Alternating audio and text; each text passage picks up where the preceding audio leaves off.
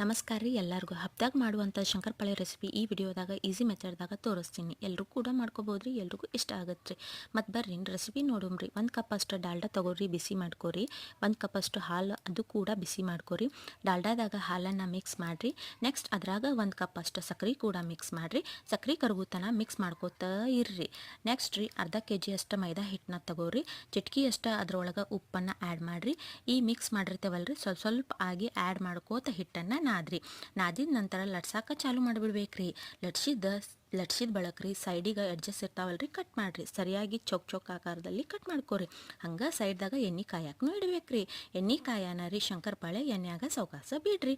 5 ನಿಮಿಷ ಸಣ್ಣ ಉರಿ ಒಳಗೆ ಇಡಬೇಕ್ರಿ, ಕರಿಬೇಕ್ರಿ. ನೆಕ್ಸ್ಟ್ ರೀ ಮೀಡಿಯಮ್ ಮಾಡಿ ಕರೀರಿ. ಇಲ್ಲಿ ನೋಡ್ರಿ ರೆಡಿ ಆಗುತ್ತೆ. ಪದರ ಆಗಿ ಕ್ರಿಸ್ಪಿಯಾಗಿ ಟೇಸ್ಟಿಯಾಗಿ ಶಂಕರಪಾಳೆ ರೀ.